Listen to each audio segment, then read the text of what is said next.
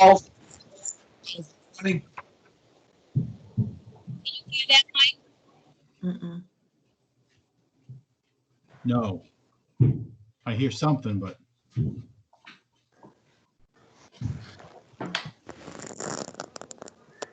all right, I'm looking at 3 sets of minutes from February 26th, March 4th, and April 29th. So let's start with the February 26th minutes. If everybody could just take a minute to look them over.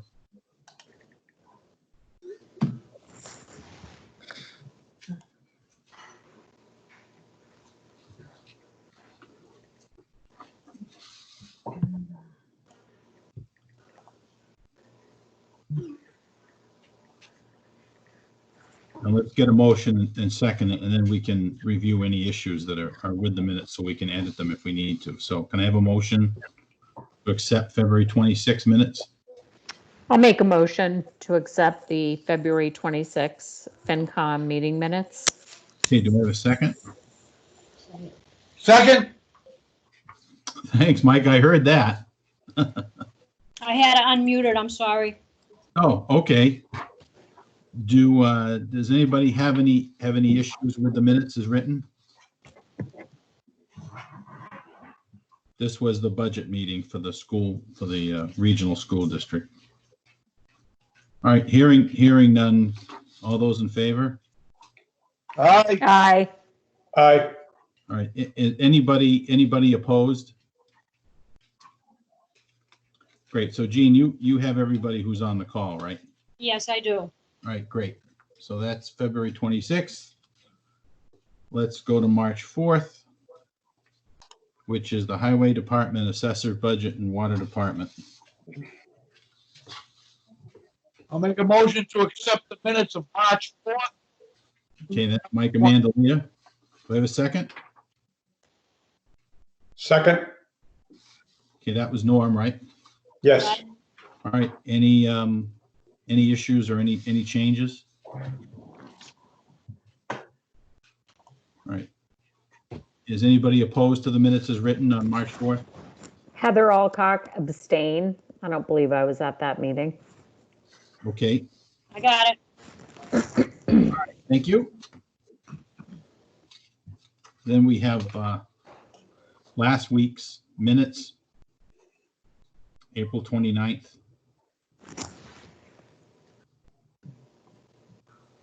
And it brings me to realize that I never read the disclaimer. Yeah, we did. I read it. Oh, you did? I Okay, did. all right. I didn't hear it, so I don't know if it was, Maybe you were muted. oh, well, maybe as long as everybody heard it. Hi, sorry I'm late. It's Nick. I just joined. Oh, hi, Nick. Great. So at the moment, we're reviewing the Monday, April 26th minutes, the minutes from last week. We just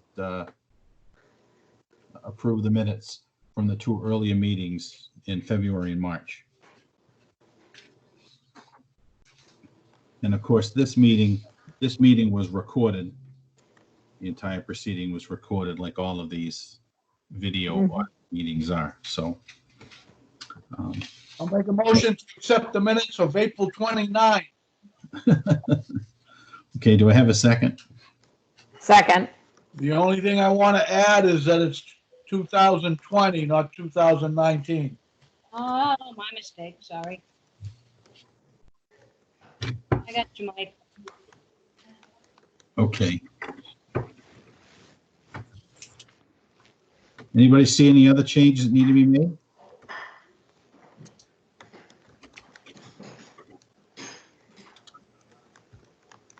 All right, all those, anybody abstaining or object to these being entered as written, approved as written? Normal abstain. Okay, Norm abstains because he wasn't on the call. So I guess everybody else shows here was, except for Norm, so without objection, go ahead and enter the approval. Got it. Jean? Got it. Okay, now we're looking for Chief Kersey. Dave Kersey. I see DK on there.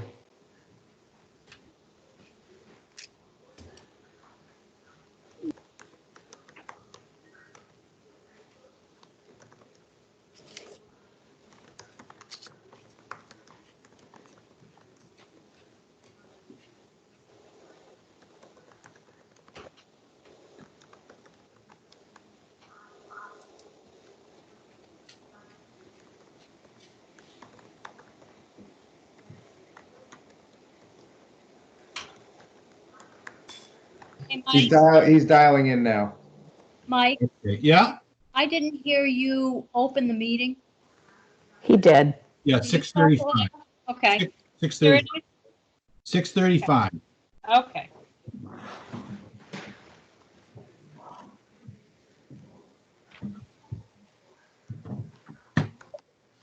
Why was he having technical difficulties? Yeah, his microphone's not working, so he's dialing in. Okay.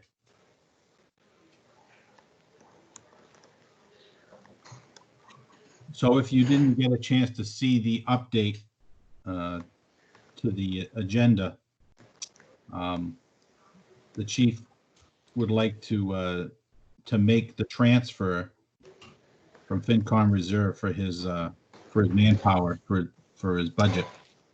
He's going to explain the changes, and it's a good thing overall compared to what he thought it was going to be when we started this year. But I wanted him to speak with everybody and go over the numbers.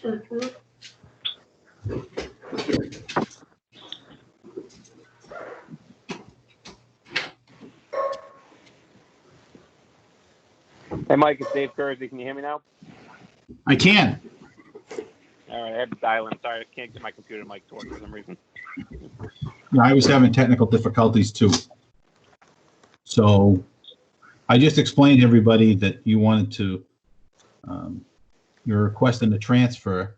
So I thought maybe you could just discuss the issues that we talked about over the phone today, from both from what you thought was coming back through dispatch, or what you knew was coming back through dispatch, and then the change in the schedule, and then the transfer. Yep, absolutely. So I'll do Quinn Bill first because that one's pretty self-explanatory. We hired two new guys after the budget was already finalized at the May annual. When we hired them, they both were eligible for educational incentive. So right now I have a deficit of about $16,000 in the Quinn line item, and that's for the educational incentive for the two new guys. So that was an unforeseen expense since we had already closed out the budget. So that's the Quinn bill. The second one was overtime. I spoke to Chairman Maroli probably back in January, because when I projected out, I knew I was going to be short in overtime. Last year I had requested 140, and that would provide double coverage because I don't think the town wants any less than double coverage on the road.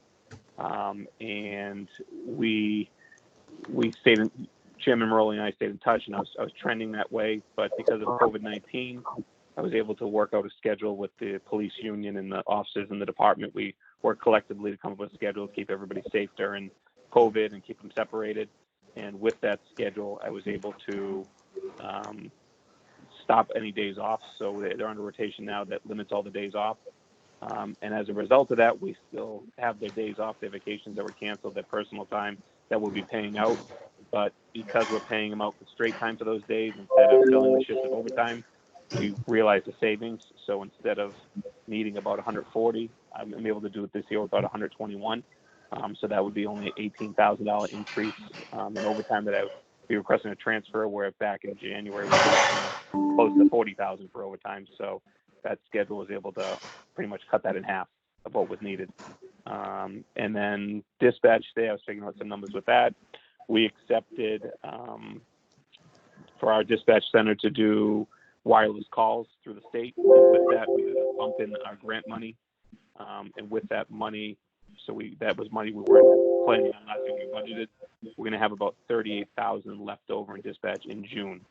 We won't see the money till all the reimbursements come back.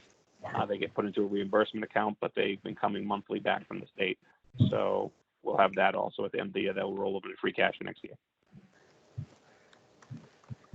Okay, so if you looked at what I had on the screen, you saw his request. Let me bring it up here again.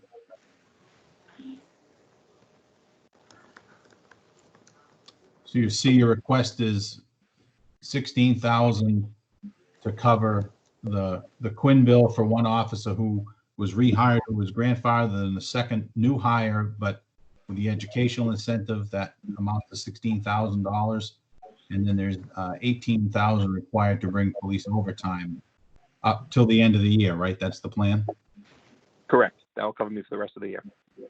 Right. And I believe we still have the 40,000 in FinCom reserve at this time. Is that right, Kim? I'm trying to bring that up. Current year budget.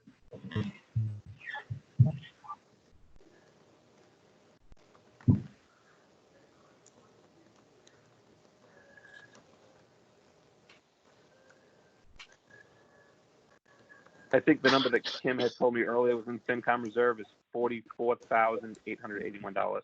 Right, which is what, in other words, we had not had to touch it. Correct. Right.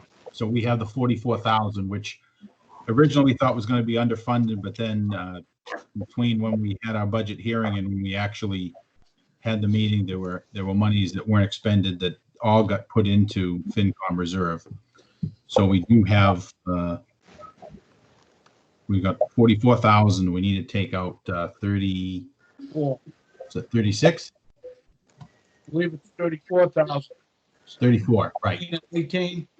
20, 34, 16 and 18, right. So we have 10,000 left in FinCom reserve if we approve this transfer. Does anybody have any questions for Chief Kersey?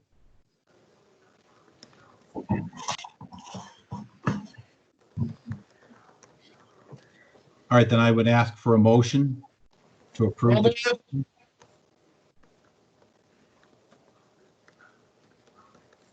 Did somebody make? Yes, Mike made the motion. Okay, thanks, Mike. I have a second. Second, Okay, any discussion or any other questions?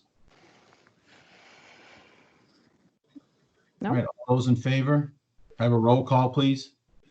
Heather Alcock, yes. Mike Mandelet. Yay. Yay. Yay. Yay. Norm Round, yes. Jack Hodgins, yes. Nick Ciantra, yes. All right, so that's unanimous. Got it. All right, thank you. Thanks, Chief. Thank you. Thank you. Thanks, Chief. All right. So now what I'd like to do is have Kim walk through the budget. For those of you who weren't on the call for the multi-board meeting last Thursday, the regional school district reduced their request from an override looking for over $1 million for Mendon down to I believe it was what is it, Kim? 271,000. 271 now, right? So it dropped a little bit more. So now it's 271,000 in addition to what we offered from the budget. With the impact on an average house in Mendon is about $120,000 a year. What? Hmm? Say that again. That's not right. Yeah, the impact on an average household for a year.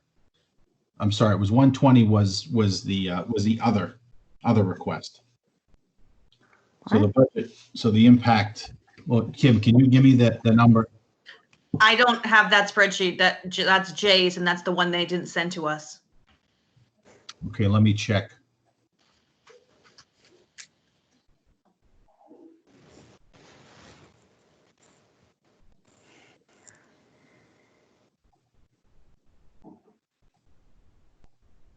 Mike, the 271, that's Mendon's, Yes.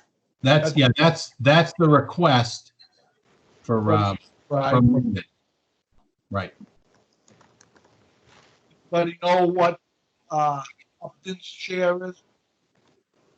I believe it's 200,000. Yeah, well, it's 200,000 additional, but they made an advance payment last Right. year that they had kind of in the bank, so to speak. Right. So I think the split's approximately 45-55, where they have 55% and we have 45% of the expenses owed to Mendon. It might be 44, it might be 46, but that's the number. So Upton does not have to have an override to meet that request. Yeah, my understanding is they're still asking for an override Uh-huh. for their amount. The question is going to be, if it doesn't pass, what happens? And I guess we'll deal with that when we get to it. But my feeling is that we've already told them what we can do. Our budget is balanced now. And, if the townspeople say no, I think they need to go back to the drawing board, because as we discussed last week, anything that we were to give them in addition to what we've already budgeted would mean that we'd either have to take it out of stabilization, which, at least I wouldn't recommend, or we would have to cut other places in the budget, which, as we've already said, anything we give them means a reduction in our own labor and capital, and we just don't have it. Uh-huh. So just let me, so I can understand. So Mike, can you get up a little bit closer to the mic? Because I think you're kind of cutting out because you're not. I just want to review a couple of things. Their original need from both towns was approximately $1 million. No. Their request for Mendon was about 1.2 million.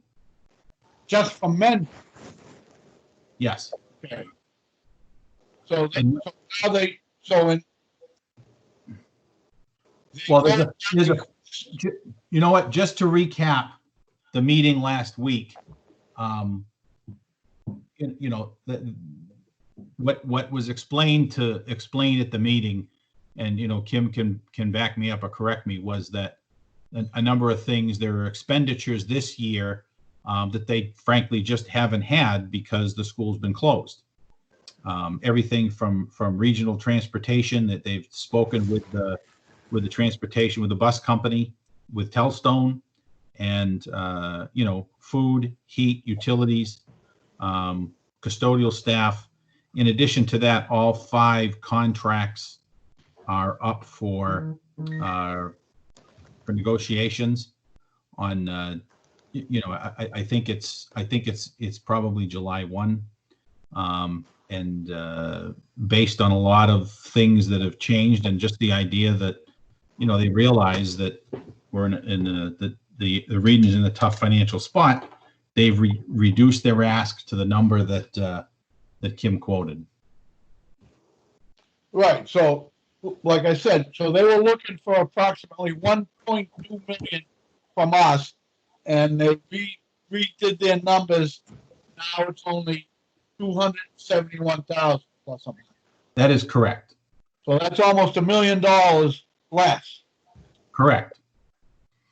And when you realize that according to their numbers, approximately 700,000 is just the increase in labor costs, if they were able to get everything level funded for the year, then that would make a whole lot of sense of how those numbers work. Okay.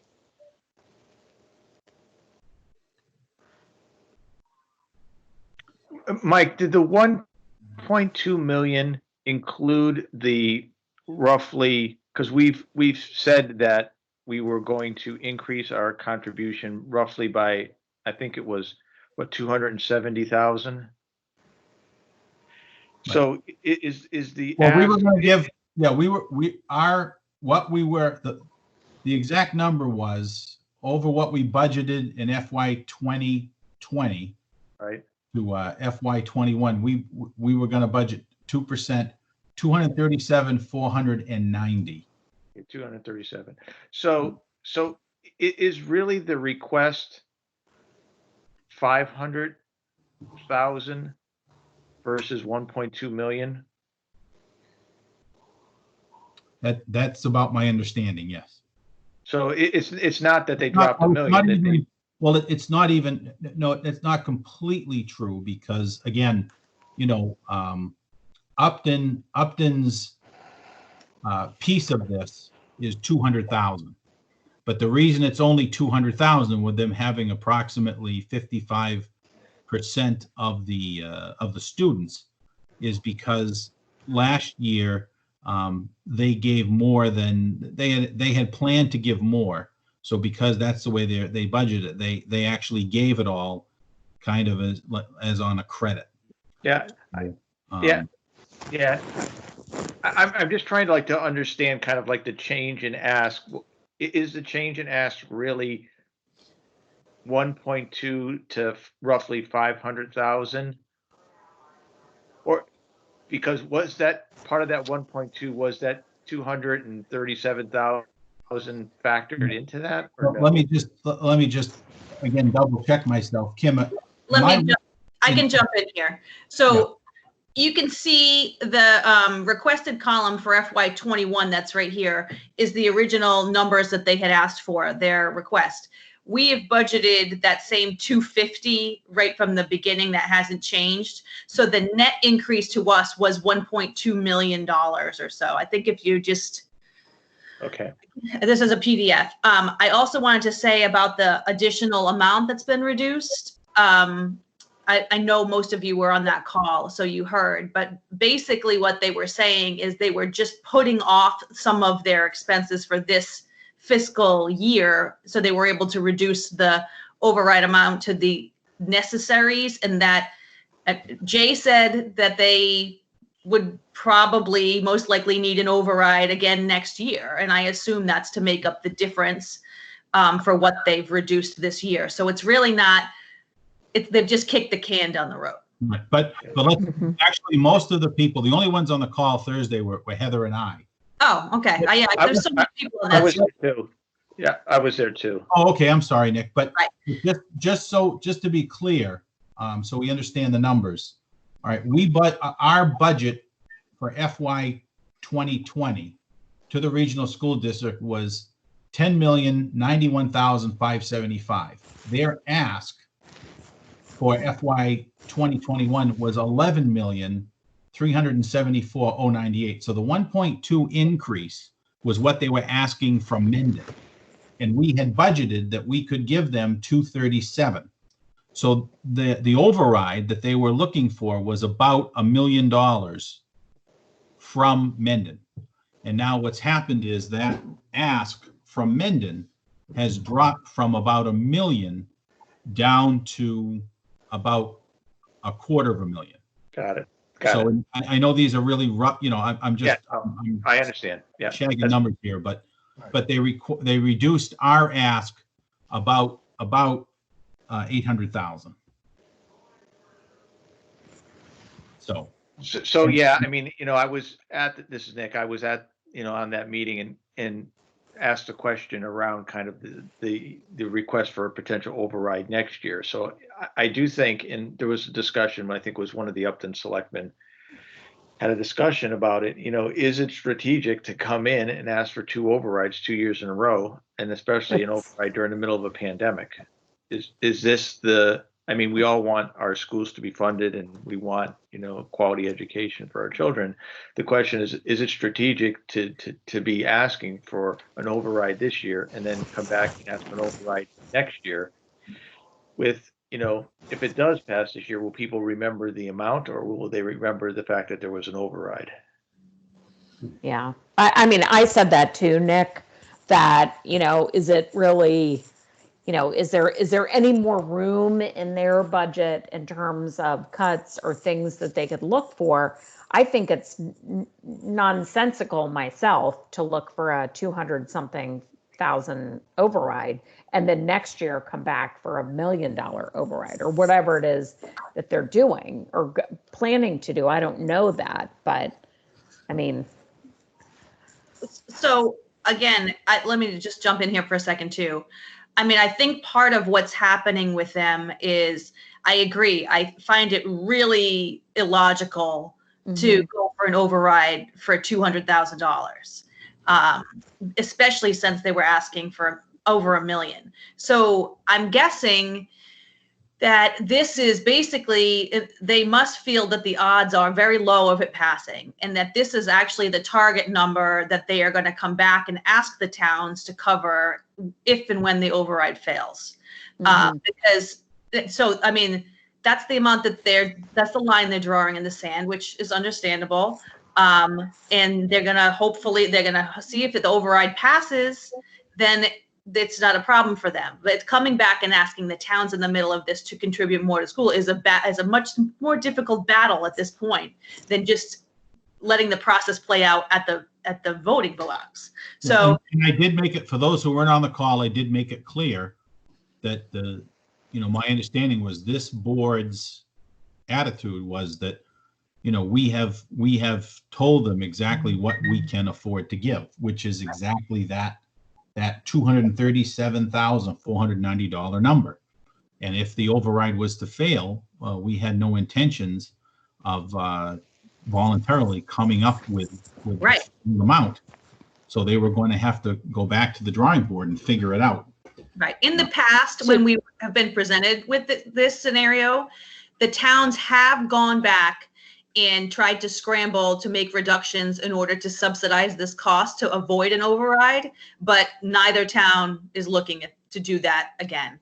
And that's how we ended up here. To be fair, that's an increase over the already millions of dollars that we give the schools. Correct. Right? The 200 and whatever thousand, that's not all we give them. That's that's the increase. Yeah, that's the delta that they're from last asking. year. That's right. Yeah, Right. exactly. Right. Every year it's more and more, and they already get, if I'm not mistaken, the previous overrides, correct? No, they get what's in the budget plus whatever we give them. I mean, just because they get the money in the override, it doesn't mean the next year that they have to get all of it. Typically they do. Got it. But Okay. again, what I'm bringing up on the screen now, Mhm.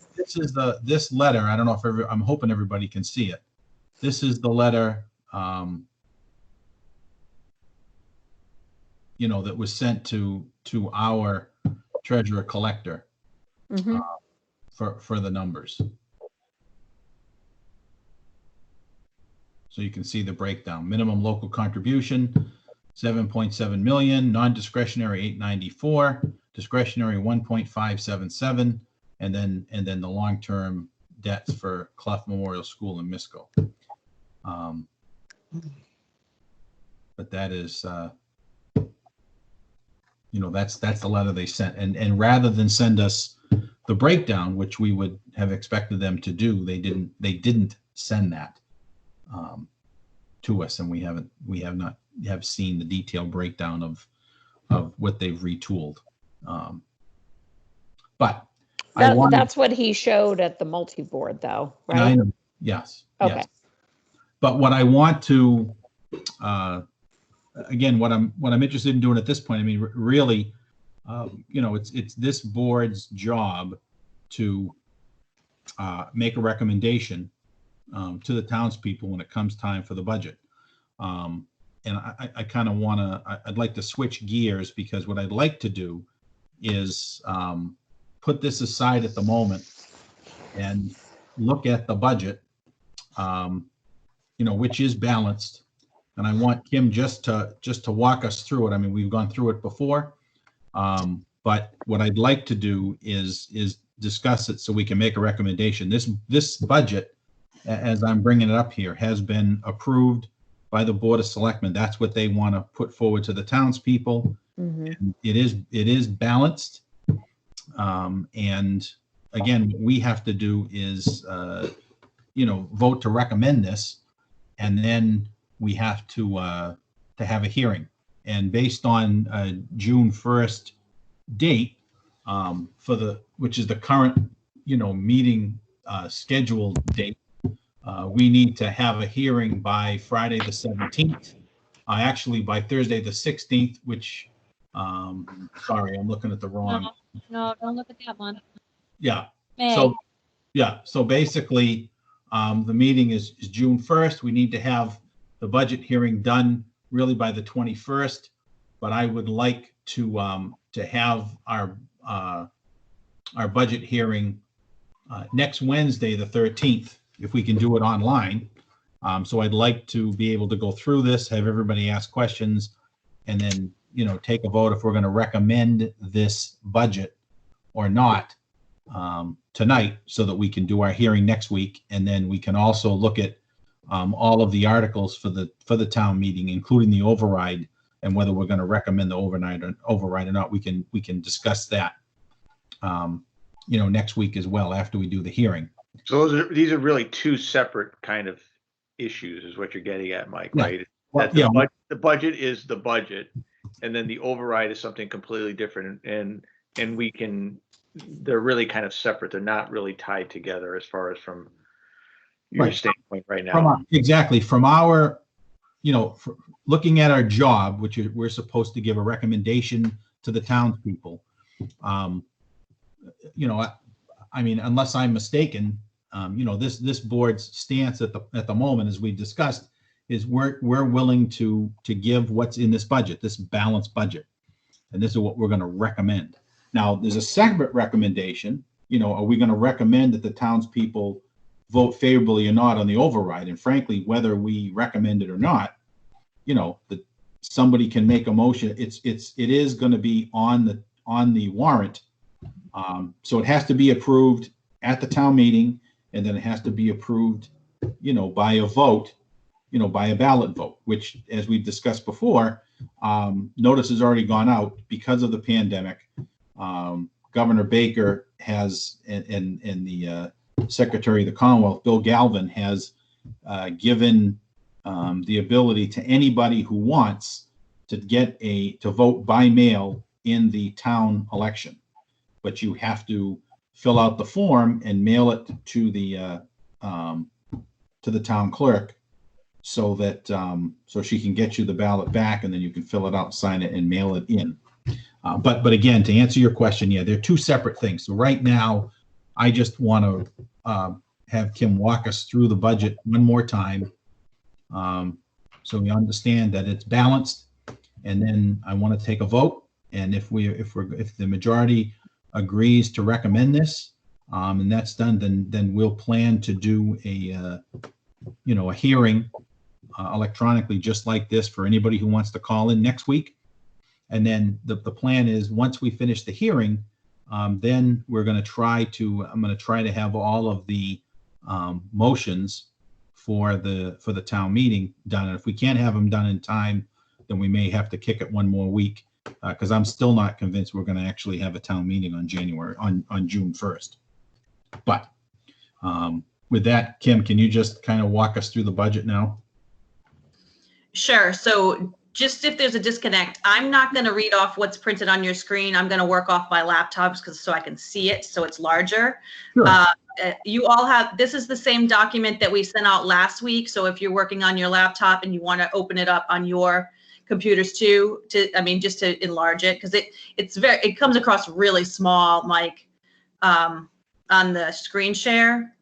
And I'll just speak, I'll just say, for me, it's very hard for me to read. So I'm going to switch to the other one. And please just stop me. I know we've gone through this a couple of times, and I tend to talk fast, so feel free to just interrupt me. Is it possible for you to make it just a scooch bigger on the screen? And I can resend the PDF right now if you all would like, if it helps. It couldn't hurt. Okay, it's hard for me to see, so I'm just, Yeah, it's still really small. I'm like, Got it. She can email it to everybody if you want to open it on your own. Yeah. All right. Okay, that's fine. Thank you. Sent. Okay. So I'll just give you a second.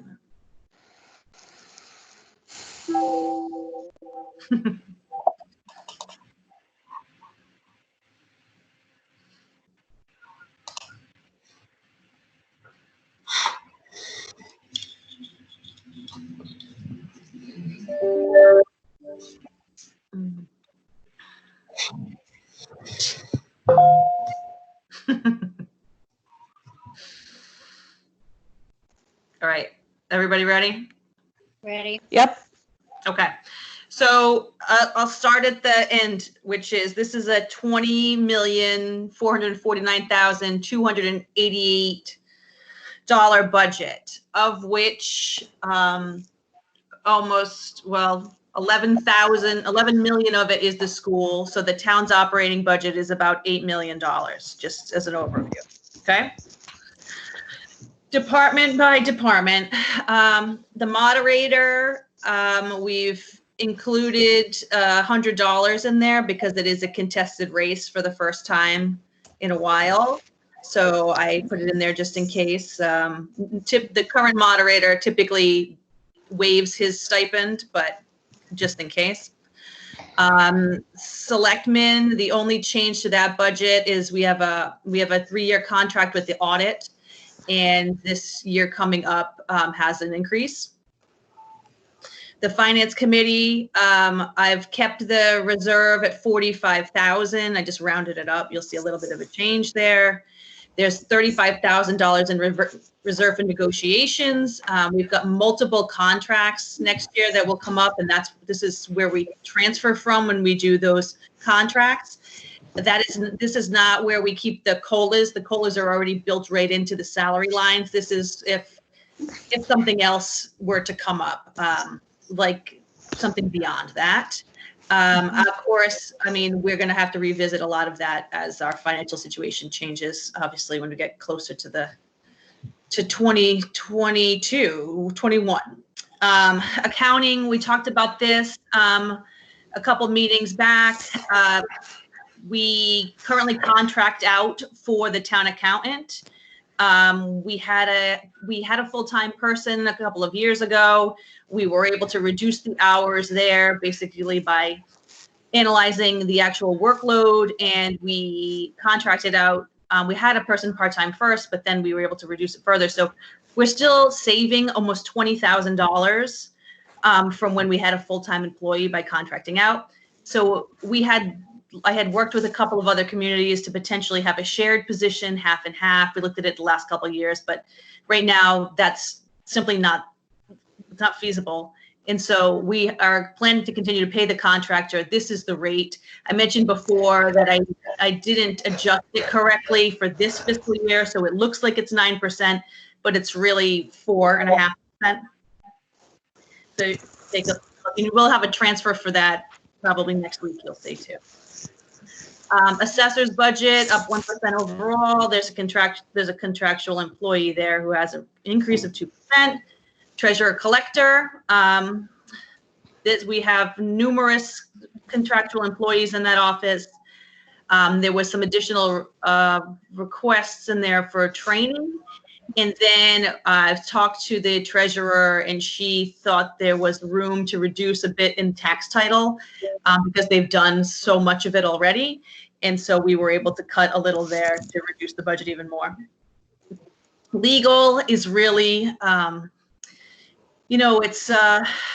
it changes year to year depending on what we're dealing with. You can see typically we run around $100,000. Bad years, we run a lot higher than that. If you look at the actual for 2019, that looks outrageously high. And you'll see another one, I think, for 20, what we have been doing in order to process these settlement payments that we have for claims faster is we have been paying them from this line rather than waiting to move the money at town meetings. And that is why it looks like such a big jump. That is not an increase in additional legal services. It is settlement payment Payout. when you see that. Got We usually budget around 80,000.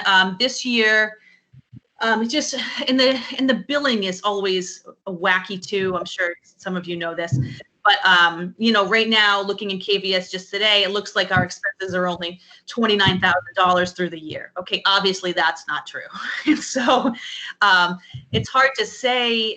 So we reach out to them, and then they get all their billing in right now for the next. So I have no idea really what it's gonna be for this year, but typically we run around $100,000. So town clerk, we talked about this before. She actually came in, I think, and met with you and talked about her budget. She's got increases in here because it is an election year and she had some changes she wanted to make. That carries over true still for elections and registrations underneath. My guess is she's going to have even more costs, obviously, based upon the conditions of how they hold elections this year. But hopefully, we will be reimbursed for many of those costs related to COVID. Conservation, only change here is a slight increase for the employee. The planning board, there's no changes.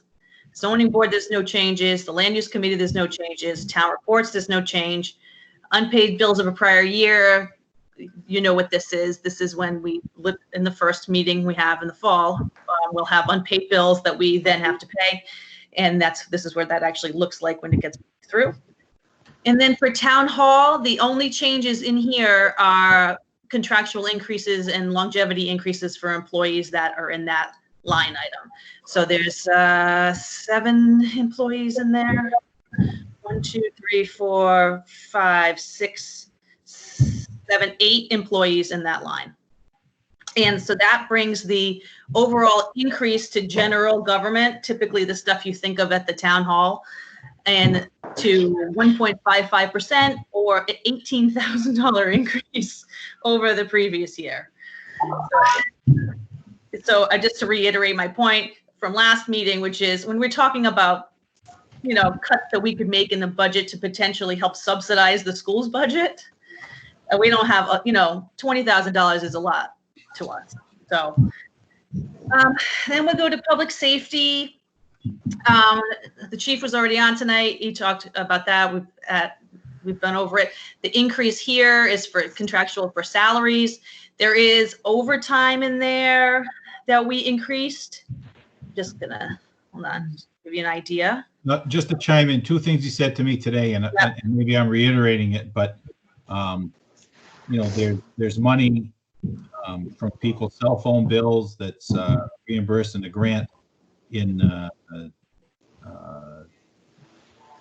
dispatch that's going to come down into free cash.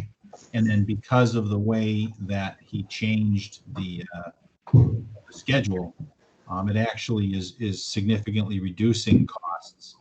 Of course, once we get into July 1st, we may still be in the same boat we're in right now. So the way that he's been proactive will probably blunt some of that, or keep this pretty consistent with what he's got budgeted here now. That's the discussion we had today anyways. That's his plan. Okay.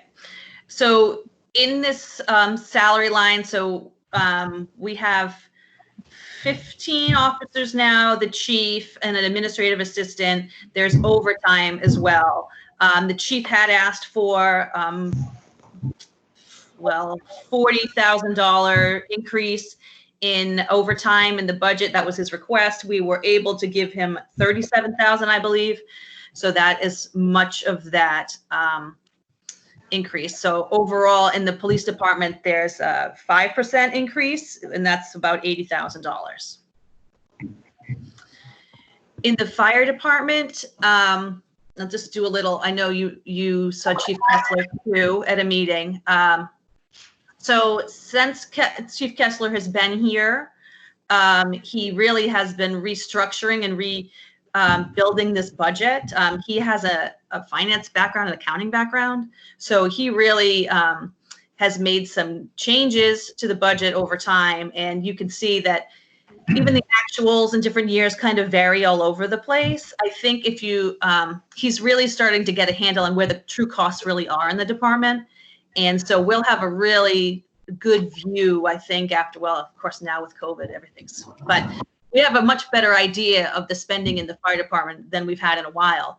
So you see changes to lines and shifts in different places. It's because he's really been analyzing the true costs and where they belong.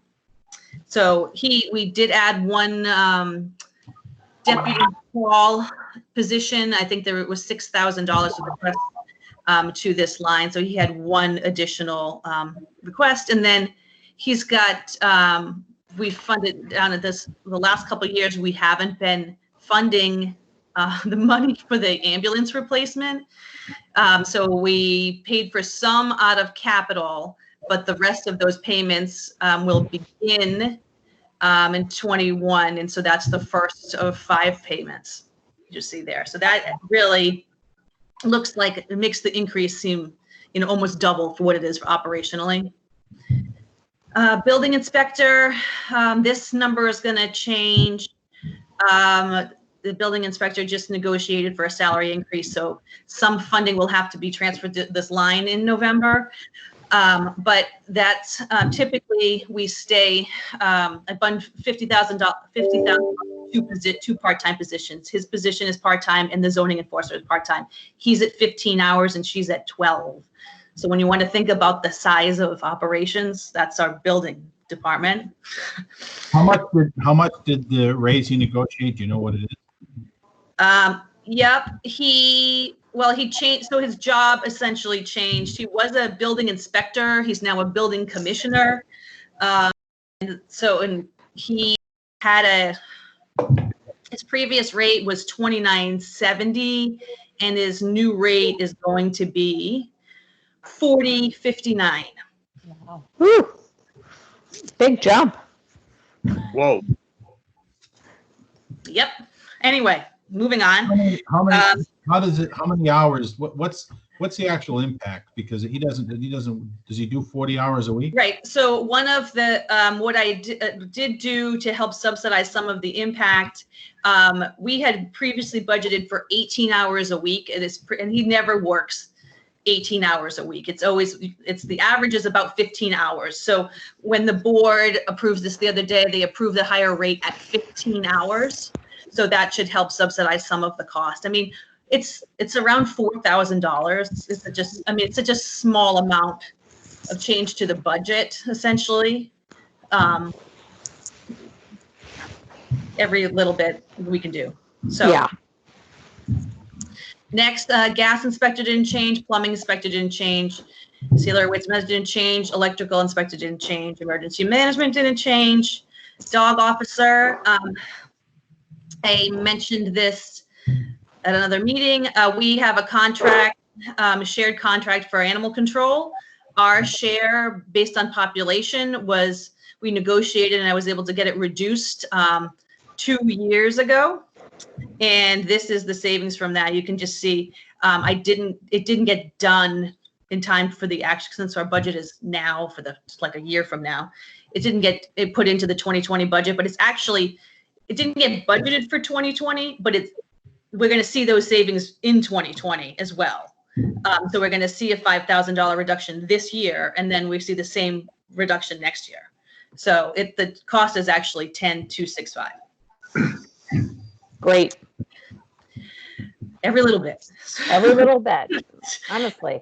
The tree warden, I just rounded up here to make that number even, $6. Dispatch, this is currently, the chief could explain it to you better. We receive much of this funding from a grant. So our actual cost for salaries is of $100,000, this 113 after the grant, and then the rest are our costs too. So it's about $183,000 is the impact to us after the grant. You may have heard us talking a little bit, there's a theme here.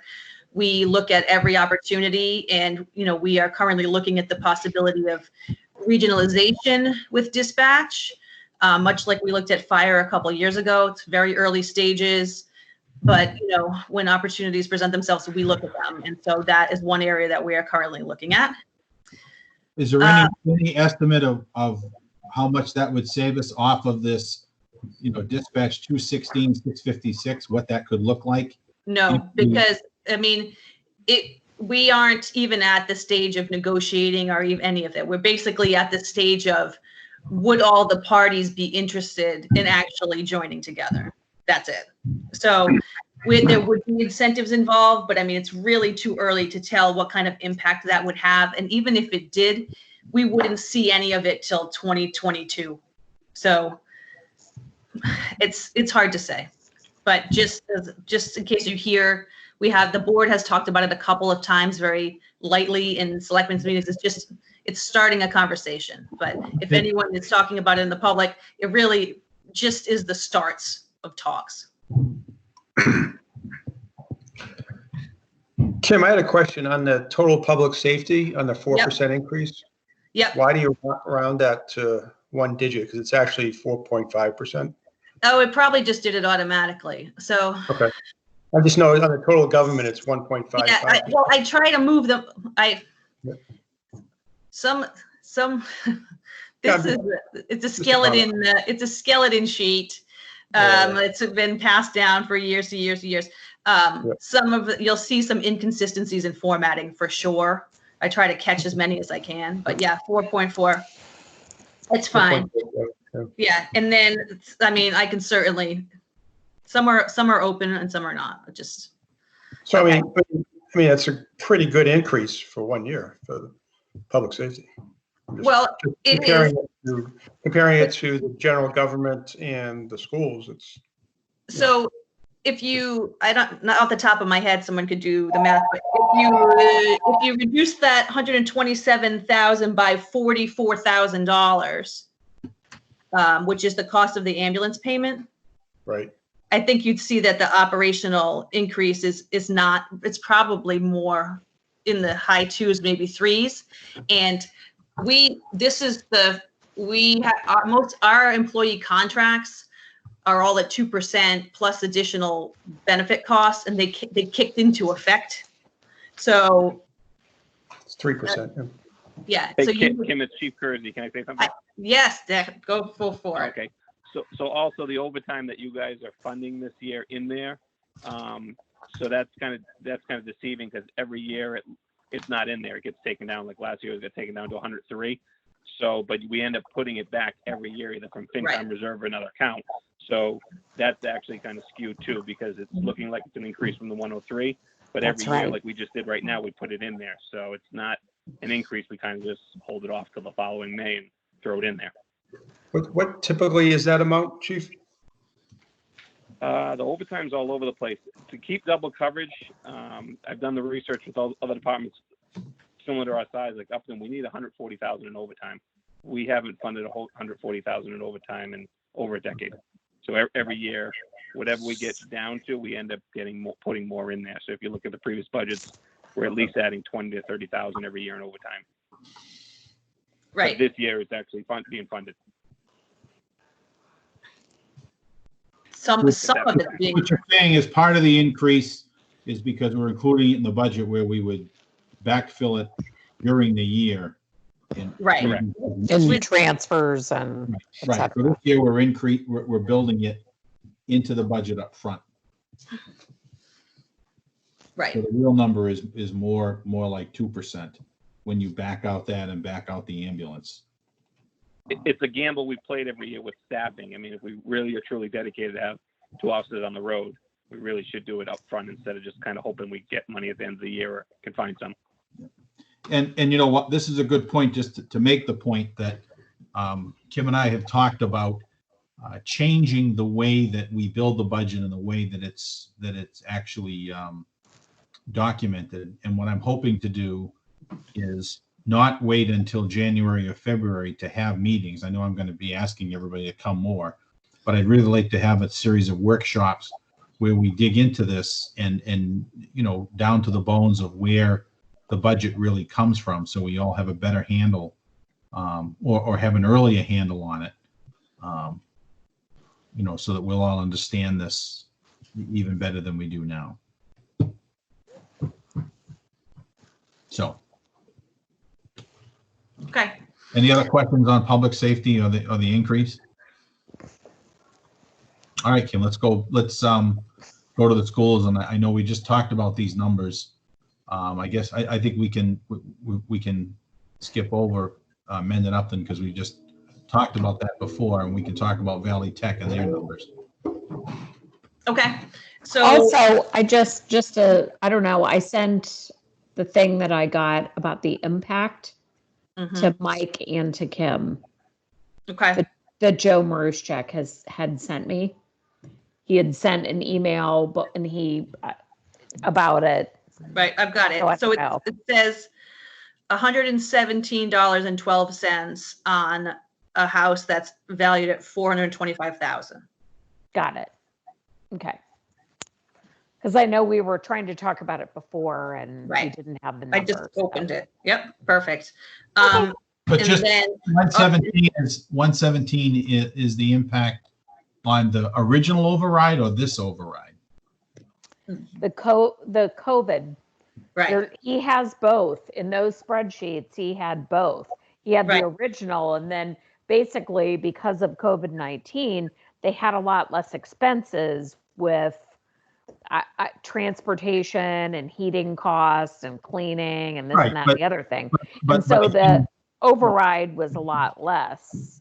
Right, but the bottom line is the current override that this override of about $250,000 is going to have an impact on a $425,000 home of $117 a year in the tax bill. yes, I think Okay. that's right. yes. That's The correct. the previous override amount would have been $450 per year. Right.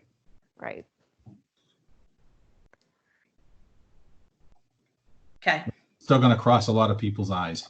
Exactly. Anyway, I just wanted to point out that to you. I know we're kind of skipping over Mendon Upton, but No, but that's an important point. Mhm. it is. Okay. So BBT, these are the numbers we received from Dr. Fitzpatrick. I don't know if we ever had BBT come in. Did we run out of time? We did not. He Yeah. called me, talked to me about it, and explained to me how what they were doing with their numbers was dropping. Their assessment dropped, and we just hadn't scheduled them before everything got shut down. Right. And my understanding is that Upton's number, it has significantly increased. And they're asking for $50,000, I think, on their override for it. So I From, think from BVT. yeah, they put the BVT, they put $50,000 for BVT in the override request. So I think they put both increases together. BVT's asking for an override? No, Oh. that, Yeah. Upton is asking for the BVT's portion to be in the override, in an override. Oh, okay, I let's be- understand. it's semantics, but let's be clear. It's what ultimately happens is the school doesn't ask for the override, right? They tell Right, the town. the town asks, And then right. the town decides, if we're going, how we're going to pay it. And if in our case, we said, look, this is what we're giving you. So, if you want the rest of it, we're going to have to go for an override. In Upton. I gotta put you on silent for a minute. My kids are about to bound through the door. I get it. So, in the case of Upton, and again, the Dr. Fitzpatrick had called me when he told me about, he had heard that Upton was going to kind of commingle or make one override for the schools for both Right, Valley Tech and Mendon Upton. got it. But for various reasons, I think it has to do with the student share. Yeah. The numbers for Upton have gone up, and they're asking for more money.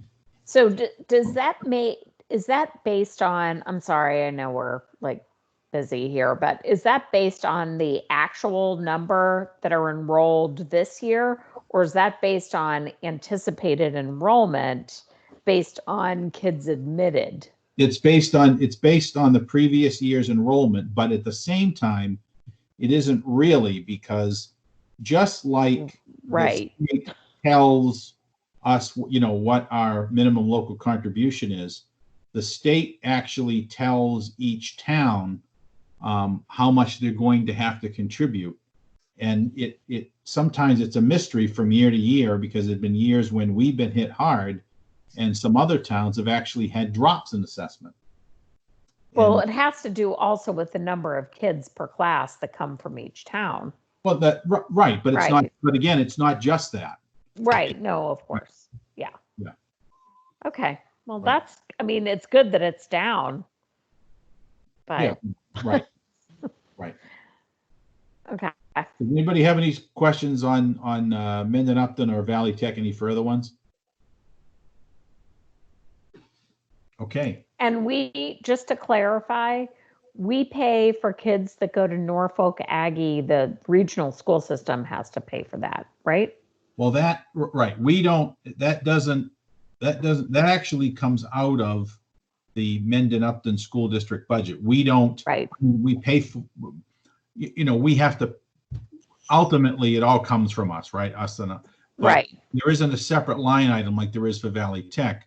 What right, happens is the Mendon Upton School District gets a bill, and there's a different price that's charged for out-of-district students than there is for in-district students. And again, one of the suggestions was made when we were asking the legislature to fix the formula last legislative year. It was to, why don't you just make it uniform across the state for all of the, agricultural schools? So there is no in-district and out-of-district, because you can take them from either way. But obviously that remained unchanged. right. All right, well, let's keep moving here. You can see Public Works, no change in road machinery, highway construction maintenance. All right, honey, you gotta be quiet. Okay. Sorry. Okay, I'm here. You weren't telling me to be quiet, right? No. That wouldn't be the first time. Only my daughter and the dog, either one, if either will listen. Okay. I just was taking a look at this. So road machinery hasn't changed. Salaries, I want to take a look at that for a second. They open up my spreadsheet. So just an That's a overview. lot. It's not. It's longevity. So we have 1, 2, 3, 4, 5, 6 people in that. Yes, all right. So we have 6 people in that department, and 2 of them got bumped up into the a higher category in longevity this year, in addition to their Okay. 2% contractual COLA. increase. Okay, So when you have so now all the employees in the department except for 1 are all employees that are receiving 2.5% in longevity, which it was 1.5 before. So okay, got it. that's the situation there. And then there was a request from Alan for more money for overtime. We were able to fund him back to his previous year actuals, basically. So there's a $1,000 increase there for that. Then snow and ice. Just to confirm, I did check. We are plus $40,000 in this current fiscal year that hasn't been expended in snow and ice as of today. Now, I did hear the weather's going to be iffy over the weekend, but I think that'll put us in pretty good shape for this year.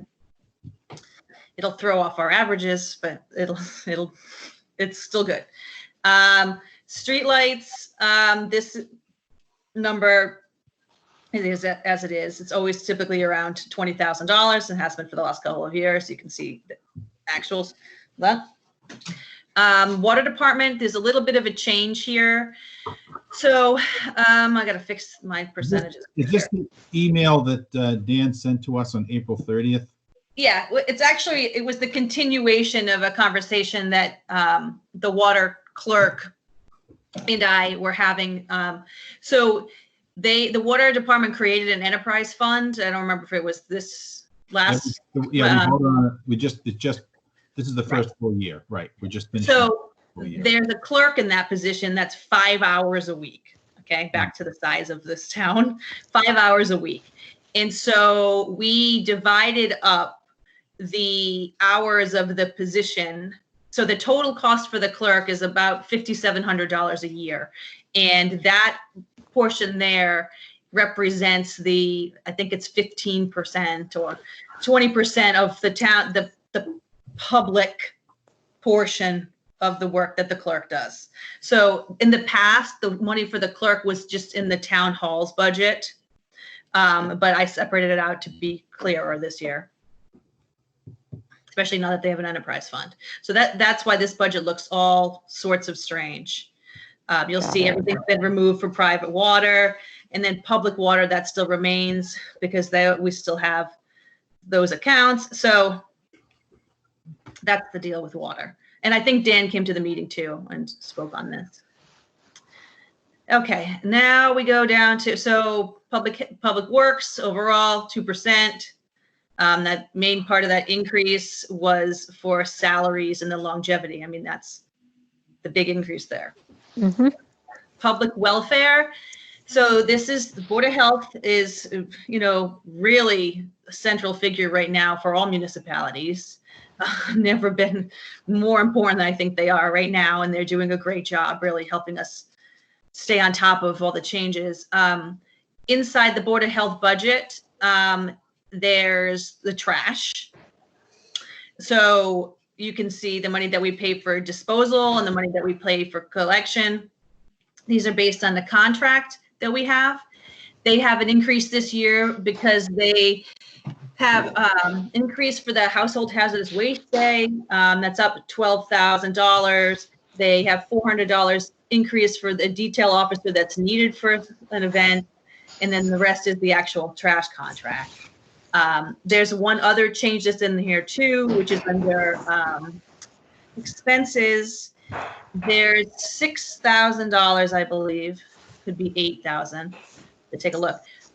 For right now, the health inspector has been a stipend position, and we're taking a look at that. The thought is that we might have to hire him or someone, and so we have budgeted money in order to do so. Okay, and that is the story with trash. Now, I know we've had an off again, on again discussion about changing the way that we deal with trash, whether it's, an enterprise fund, or if we go back to just not giving people the option, but just putting it right into the tax bill and charging everybody. Because right now, people can say no, right? Right. We might realize some savings if we just. Well, I know that the Board of Health looked at that option earlier this year, and they aren't currently going to explore it. And I also for putting it on the in the tax bills portion, and then for the enterprise fund, I've been doing an analysis of the Board of Health and their funds for the last couple of years. I haven't seen, and then when Lisa was here as the accountant, she also has started to work with them to make sure the accounts are right. We haven't seen this isn't a surplus in the accounts. Not quite sure if there's a deficit either. It needs to be further explored. But right now, certainly no justification for changing the fund type until we know a little bit better. Part of the issue is, we changed trash contractors in the middle of this. And we also had some problems with the billing cycle. The fiscal year is kind of strange, and the billing cycle, obviously in the calendar year, they don't always line up. And so Exactly. you have to really do an audit of the bills to really see which payments goes with which bill, et cetera. And so what it would needs it to be take? reviewed. What would it take to get that locked down so we really understand what's going on? Would we have to hire an auditor a few hours to just look at it? Or is it more complicated than that? No, I don't think it's more complicated. I mean, I really do think that it really is just about creating a timeline and to see that everything is budgeted correctly. I mean, it's so that it is self-supporting. So I think that probably needs to be reviewed. I don't know the last time that it was done, but certainly we want to work with the Board of Health and get that organized. I don't know that this year right now is the ideal time, but maybe if, who knows, maybe if we're still working remotely in the fall, we will have more time, right? So. It would So be just- the clerk. It so- would be the clerk who's working from home, or is she working right now because she's a part-timer? Oh, no. So the clerk for the Board of Health is a full-time employee who is working more than full-time right now because of the number of meetings that the Board of Health is having. In fact, they're meeting right now. And then the number of calls that she has to be a part of, and then the enforcement of all of the orders that are coming down. I mean, the Board of Health is really working as much as public safety right now. So then maybe I missed this, then why is it that there's only $5,000 in salaries? Is her Because that- salary picked up somewhere else? It's paid for under town hall. Oh, So- okay. So All right. the structure, so I inherited the structure of this budget. Yeah, got it. But most employees are all tucked under town hall, which doesn't make much sense. Which is But part of that's- what we're talking about, trying to restructure all. Restructure. Right, I mean- Understand it better. Right, but it kind of seemed like they just created it as a catch-all for anybody who worked in the town hall. And they're all in the same union, et cetera. So that's probably just was for simplicity's sake, but that's where her position is. Okay. So these salaries are for inspectors. Got it. Okay, got it. Okay, that makes sense. And then there's Just when you said contractual that costs, she's yeah. full-time, I know she's not getting paid Well, and I $5,000. should also say, when I say full-time, I think I also should clarify that that doesn't necessarily mean 40 hours here. Right, Because it could be 32, 36. right, and more often than not, that is actually the case for our employees. So that they are working somewhere in the 30s. Mhm. So just as a heads up, that's another strange quirk about municipal budgets. Okay. So just another question. Does that mean, is she getting overtime or is she a salaried employee? So she's a contractual, she's in a union. Okay. So she gets, she's 37 and a half hours. She gets comp time up to 40, right? So comp time, straight time up to 40, and then it should be time and a half after 40. Okay. So comp time is actually, so in the contract, the language says that it has to be approved of in advance by me before it can be accrued. Really, there are very few exceptions made, but I am making them for her. Yeah. She is working on Fridays and Saturdays and Sundays. She's working her all butt different- off. Yeah. She is. And so that's, and then we'll probably have to have a conversation about, I'll have with the board about employees who really can't use or take advantage of their vacation time. So we have to, that's another Yeah. situation that's happening now that it's the, May, June timeframe. So. Got it. Okay, Any other thank you. questions on Sorry, health? I didn't mean to derail the conversation. I had this like, wait, what? It's But- fine. I mean, how many times, this is my 6th year. I was just telling my today, this is my 6-year anniversary on this job.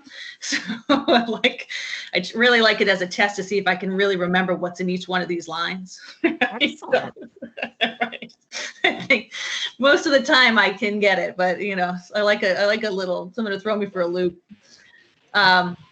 Okay, Council on Aging, the increase there, we have a contractual employee in there that is receiving a raise. You can see that all their expenses remain the same. Now, Um, again, sorry, I have another question, but Sure. given the closure of the senior center Yep. right now, will Mhm. that be impacted in terms of, I know she's a salaried employee, but, and I'm sure she's providing services in some Right. capacity. So So I just didn't know if there's going to be any impact next year for that. are you asking me if we're gonna furlough employees? No, no, I wasn't asking that. I was asking if there's going to be any budget impact, for example, just because it's not open. So what I would say is, I think that we can certainly anticipate that some of our services will not resume in the way that they were, right? Got it. Okay. But that does mean, like, there are some additional, like, for instance, this, the senior center may not open for who knows how long.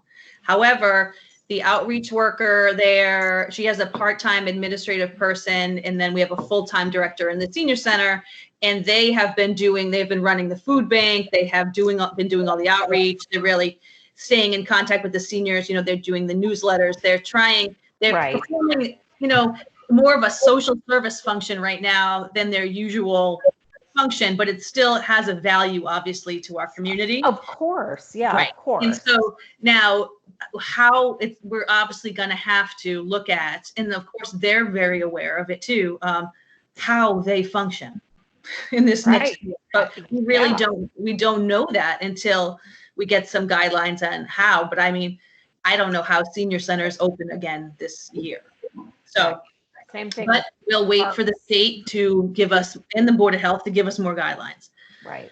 Okay. So, but Thank just as again, so for staffing over there, there's one full-time director, and then there's who is a contractual employee, and then there's a part-time administrative assistant, and then there's an outreach worker, a part-time outreach worker that is half grant funded, and then there's a couple of bus drivers. That's the staff at the senior center. Right. Okay. All right, just click back. Okay, veterans benefits. There's no changes here. We budgeted 35,000. It gets reimbursed at 70% by the state. Robin Fletcher is our veterans agent. He will come in usually during the year and ask for requests for funding or not, depending. It's really based upon the level of requests he gets during the year. I'm really curious to see what these numbers look like this year, but that's his budget. So 5% overall in public welfare. The majority of that increase is due to trash contract, and then the budgeting for that employee in the salary line. Am I putting everyone to sleep yet? No, not at all. This is Awake? fascinating. I love it, Kim. Keep going. Thanks, Heather. But okay. All right, fine. The library, this is another perfect example of a service that's going to have to be modified. Just to give you so this current budget includes a bunch of library aides and a full-time director and a part-time children's librarian. Okay, so there's the library director is a contractual employee. The rest are not. How the services continue on, it remains to be seen in this next year. But for now, we only have employed currently the library director and the part-time children's librarian. The rest of the library aides have been put on hold for the time being. Any part-time position that is customer service based has been put on hold. Mhm. So, in case anyone is curious. Yeah. Okay, Parks and Rec. I'd rather have Dan explain this one, but so he's got different salary lines here that you can see. His salary is in the middle. The lifeguards have salary line. Then there's salaries for the summer camps. Plus they have a revolving account now, plus there's expenses. Overall, there's a reduction, but I think that's because there's a shift in how they're funding it with their revolving account. Right. What we don't know is how much is in the revolving account, but we know that if we go down to free cash anymore, it stays in the revolving account because we set that all up last year at town meeting. Right. And so if you take a look at his salary line, it looks like he's getting paid less. That is not the case. Again, I spoke about this before. The parks director also is the water clerk and also will be, does facilities work. So he gets paid in a bunch of different locations for all of the different jobs. I had budgeted them all just under parks, but it doesn't belong there. So now they're being charged to the right locations: water to water, town hall, hours to town hall, and parks to parks. So as we, again, think about the impact of COVID, right, there could be a lot less. I mean, I guess they pay out of their revolving account, like people pay for camp and then that pays for the people that work there. Right. So I think it's going to take a lot of thinking next year because it could have a lot of significant differences, I feel like. Correct. Well, I mean, for instance, the 15,000 that's budgeted here for lifeguard salaries. We may not have any lifeguards. Right. If it doesn't open, but of course, at the flip side, there are things that are paid for through the revolving account, which is profited through the company. But if we don't have that, then we won't have the revenue in the. Well, that's the other part. I mean, that's, we're definitely going to be down on the revenue side.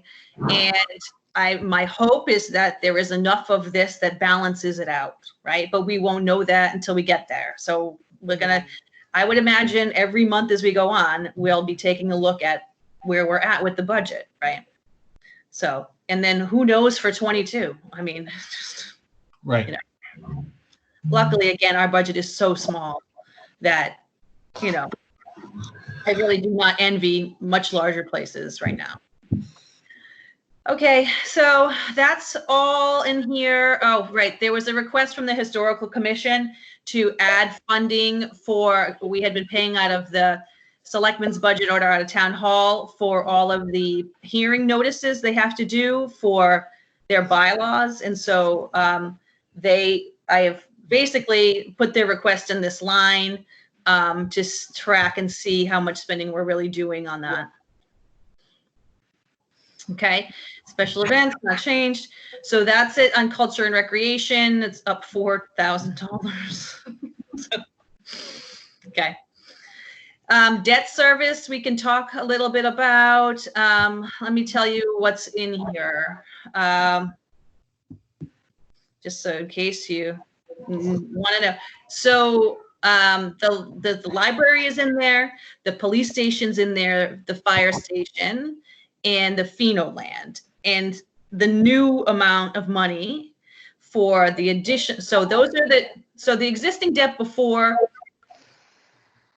Whatever. The increase is because the increase for the 110, which is an estimate, is for the principal and the interest on the additional $1.4 million that we needed for the police station. You may recall we passed 5 million, we needed 6.4.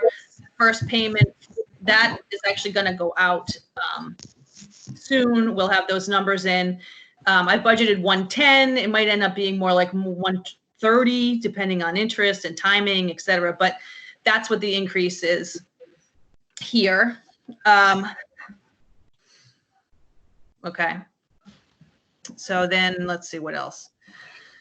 Oh, and it's the total cost is 110. The reason why it's only 90 up here is because some of it is CPA paid for. A portion of it is CPA paid for. So the $90,000 is, I didn't even bother fiddling with interest. Just assume the 90,000 is the net for both, for the town's share, and that's not CPA. Okay. So there's an increase there. Okay, and then employee benefits, which is the largest portion of our operating stuff. Worcester County Retirement gives us a set number every year. Our actual for next year is an 8% increase. It's 717,711. That's the second year that we've received a substantial increase. That's a lot. It is a Why? lot. But everyone is up, and that's think about the age of our employee. He said we have a number of new retirees. Got it. Okay. Workers' compensation is an estimate. We don't actually get the actuals in until sometime in the year, so the number is just a carryover from the previous year.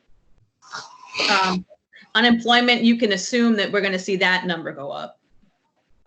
We have a number of employees who will be submitting claims. Health insurance, talked about a little bit about this the last couple meetings. I finalized the negotiations with Maya, which is our healthcare, which is our insurance provider through the state. It's a trust. We locked in a 2-year agreement at a 3% increase in both this year and next year. So no matter what our COVID claims will be, we're still no more than 3%. This budget is actually 5.6. It's at this 9.4 number is really two numbers. It's an increase of 5.5 that I budgeted. We're actually at 3. Okay. And the retiree thing we started talking about a little bit last week, which is even though we have employees who are retiring, they are still below the age that they can go on Medicare. So we have to we continue to budget for their health insurance, but then also add on the health insurance for the new person that goes into their position. So we have a couple of cases like that coming on this year, and that's why we're having such a big increase. That 3% number that I negotiated resulted in a $19,000 reduction. So this number is really 970. Okay. Any questions on that? So the number on this PDF at 990, 275 is really 970? Yeah, but we're not changing it. So the board, because the health insurance just came in last week, the board talked about it on Friday. It's really too late to modify and change the budget right now. So there's nothing, considering the financial situation we're in, there's nothing else that we would choose to fund at this time. So long and short-term disability, that's pretty straightforward. Medicare, same thing. That's a number that we get. That's also straightforward. Then insurance, straightforward. And then again, insurance. So all of these are numbers that we are given by the companies that we use or estimates that we're given by the people who calculate them. So benefit costs are up 8.5%, 152,000, which is a big hit. Special articles. There's the usual special articles in there. Inspection program, update valuation account, and then police matching grants. They're all right here. The assessor's overlay, they reduced down 20,000. Local aid assessments given to us that comes right from the state. It's where we account for the state's numbers here. That's nets itself out. And so that's down $18,000. And so there you have it. Operational expenses overall are up 392,000. You can see, and then I know I've been talking for an hour straight, but if you scroll down to the box that says budget drivers, keep scrolling down. Oh, you don't have it on there? You don't have it on a PDF. Okay, well, forget it. Let me see if I can open it on the other one. Just to hit the recap. Wait, that's not the right one. Wait a minute.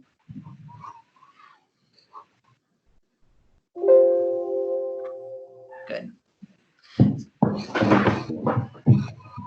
Let's see. So go to detailed budget. Yeah. And then right there, perfect. I like that, right there. So basically, like our budget's up 362,000. Here's the little box basically that tells you why. All of what I just said in that hour is right here in this box. And this is all stuff that's contractual that we can't change. And then the increases that the board has chosen to include in this budget are in the box right above, in the amount in which they funded for each. And that is that. Okay, does anybody have any questions at all on the budget? Because what I'd be looking for is a motion to recommend the budget as Kim just reviewed it, so we can do the hearing. Before we go in, does anybody have any discussion, any comments they want to make about it? Yeah, this is Jack. No question, just a comment. Kim, thank you very much. Happy anniversary, by the way. And thank you very much for walking us through this. Thank you. Well, I hope you all were paying attention because you're going to have to do this yourselves next week at the public hearing. No, I'm kidding. I'm kidding. All right. I wouldn't do that to you. It won't be, you just have to answer the questions, but you'll have to correct me. Don't you worry. I'll be right there. Right. I mean, I appreciate all of the explanation. I know we're doing everything we can. It's a tough year. Next year is going to be even tougher. And I think being proactive about it, as Mike has said before, in terms of thinking about how to reconstruct the budget, where things go and, where certain salaries, et cetera, go. But thank you, Kim. It's a lot, but thank you. All right. Can I have a motion to recommend the budget? I'll make a motion. This is Heather Alcock. I make a motion to recommend the FY 2021 budget as read. Jack, second. All right. Any other discussion? All right. Can I have a roll call? Those who are in favor? Heather Alcock, aye. Jack, Hutchins, aye. Norm Round, aye. Nick Ciantra, aye. I'm sorry, Mike, were you a yay or a nay? Aye. Aye. Thank Yeah. you, sir. So it's unanimous. We have a budget. All right, we have a budget to recommend. So next week, I'll post, or Jean, if you could please post Yep. for the budget hearing for 6:30. Yeah. And then immediately following, we'll have a FinCom meeting. And, the potential and the agenda would be the articles for the annual town meeting. Mhm. So that's what we would, that's what we would plan. Yeah. And that may change, between, but we'll edit it. So at this point, I guess I would just look for a motion to adjourn.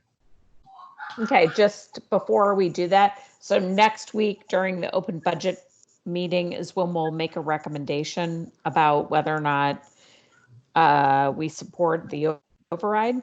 No, what's going to happen is that's a separate entity. But I'm sure if I don't say something, somebody asks me so I can explain it. But this budget, what we just did, this is what we're going to do a hearing, and this is what we're recommending. Got it. As far as the override goes, that is a separate question, a separate article on the agenda or on the warrant for the town meeting. So that's a separate discussion, a separate recommendation, and a separate vote for the townspeople. That is not included in this budget.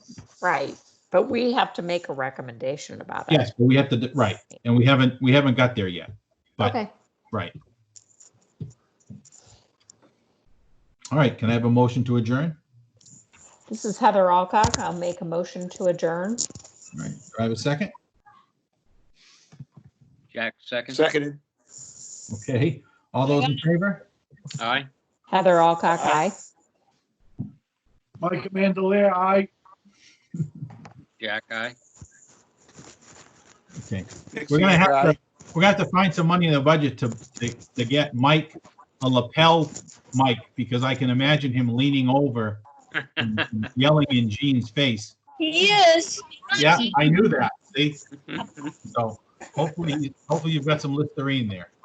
All right, everybody, thank you very much. Thank you. And, I'll talk to you next week. Thank Good you. night. Bye. Take Bye. care. Yeah. Bye-bye.